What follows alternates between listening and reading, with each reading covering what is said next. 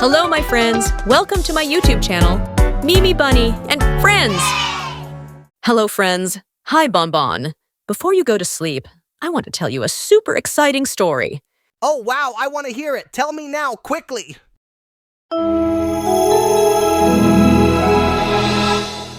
In a magical forest filled with wonder, there lived a small, clever fox named Ruby.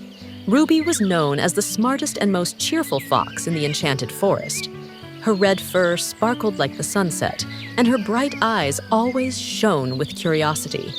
The forest was a beautiful place, full of talking flowers, towering whispering trees, and streams that shimmered with crystal blue water.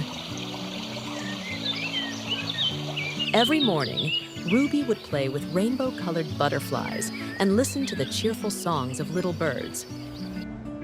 But one morning, something was different. The sky, usually bright and clear, had turned gray. A dry wind blew through the trees, and the once flowing river had become a thin trickle. "The forest seems sad," Ruby murmured, gazing at the wilting flowers. "I have to find out what's happening before it's too late." With determination, Ruby set off on a journey across the Enchanted Forest, seeking answers to the mystery threatening her home. Ruby first went to visit Elder Willow, the oldest and wisest tree in the forest. Elder Willow, why has the forest changed so suddenly? Ruby asked anxiously. Elder Willow sighed with a heavy rustle of leaves. "The forest's magic is fading, Ruby. Our source of power, the forest crystal, has been stolen by an unknown creature." Ruby's eyes widened. "What can I do to save the forest?" "You must find the forest crystal before midnight.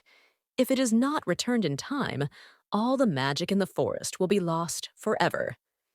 Without wasting a moment, Ruby ran toward the shadowy hill, a place known for hiding many dark secrets. Upon arriving, she met a black crow named Corvus, who was famous for delivering messages to mysterious creatures. "You'll never find the forest crystal, Ruby," Corvus cackled. "It's hidden in the dark cave, a place no one dares to enter." But Ruby wasn't scared.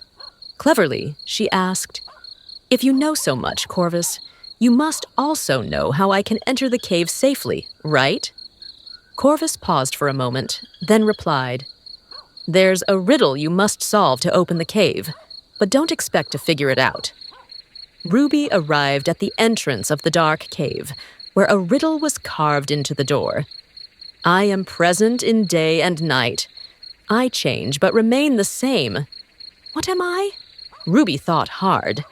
Then she smiled and shouted, "The answer is a shadow." Suddenly, the cave door opened, revealing the glowing forest crystal inside. But as Ruby stepped forward, a large black wolf appeared, blocking her path. "This crystal is mine now," the wolf growled. "If you take it, I will steal all the light from the forest." Ruby paused, then calmly said, "Wolf, you don't need to take the forest crystal to have power. The forest has enough magic to share with everyone. If we work together, we can keep the magic alive." The wolf was stunned by Ruby's words. No one had ever spoken to him with such kindness before. At last, the wolf lowered his head and pushed the forest crystal toward Ruby. "I'm sorry, Ruby. I only felt lonely and wanted to be noticed," the wolf admitted sadly. Ruby carefully took the forest crystal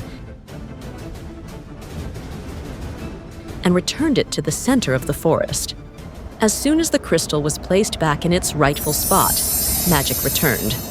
The dried-up river flowed again, the wilted flowers blossomed, and the sky turned bright and clear. Ruby invited the wolf to stay in the Enchanted Forest. "We're all part of this forest. No one should feel left out," she said with a smile. From that day on, the Enchanted Forest became more beautiful and peaceful than ever. Ruby was celebrated as the little hero who saved the forest, not just with her cleverness, but with her kindness as well. And they all lived happily ever after. Did you like the story? drop a comment below and tell us all about it. And see you in the next adventure.